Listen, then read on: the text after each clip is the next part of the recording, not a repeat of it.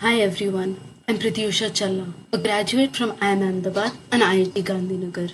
This is the story of my brother, Challa Sandeep Babu. 10th of December is one of my favorite days. It's my brother's birthday. But this year, he was unlike himself. Angry, frustrated, upset, and helpless.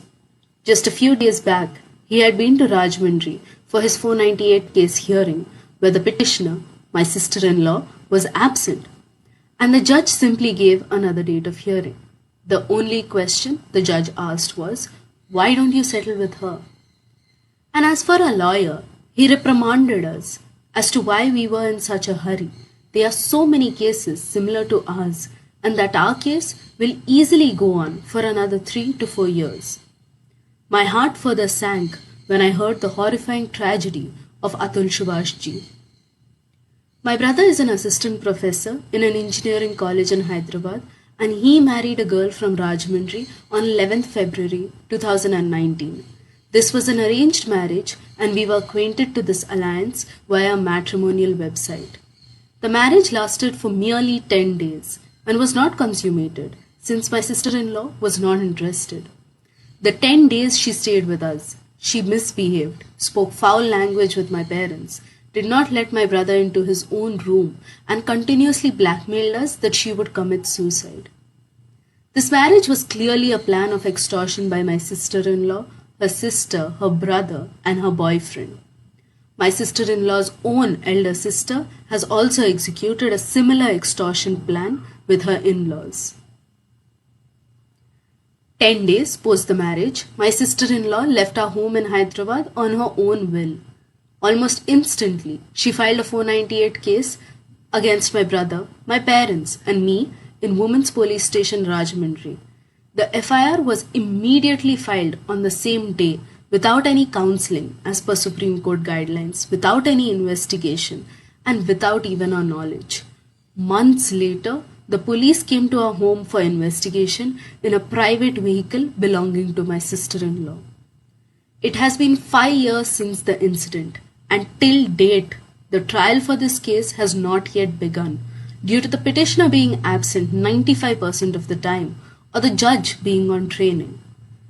The last 5 years have been nothing less than traumatizing, with my parents' health rapidly declining, thinking and overthinking of all the false accusations. My brother requiring to travel 40 times from Hyderabad to Rajahmundry without any hope for justice and unable to start a family of his own. And me losing several professional opportunities due to a criminal case pending against me. I have had several questions in my mind over the last 5 years. What is my brother's fault?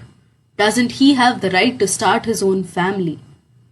Why are we being treated as criminals even before the court trial has begun? Why is it not mandatory for my sister in law to attend the court and submit the evidences she claims to have? My family, on the other hand, needs to travel 600 kilometers or pay a huge sum on absent petitions for every court hearing. Why are the court hearing dates so widely spread apart at a gap of 2 to 3 months? Why does it take 10 years to get justice on a false accusation on a marriage of 10 days? Why should we pay alimony, maintenance, or any kind of money to our opponents to torture us?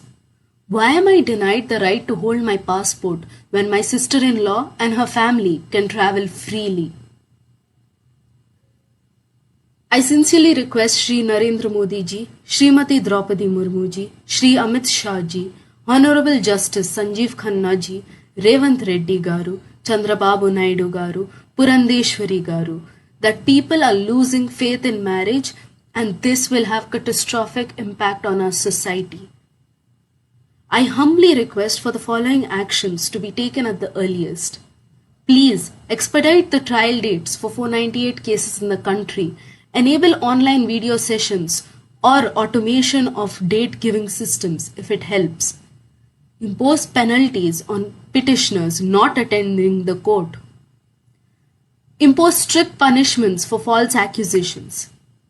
Thorough investigation from the police before such cases are even filed.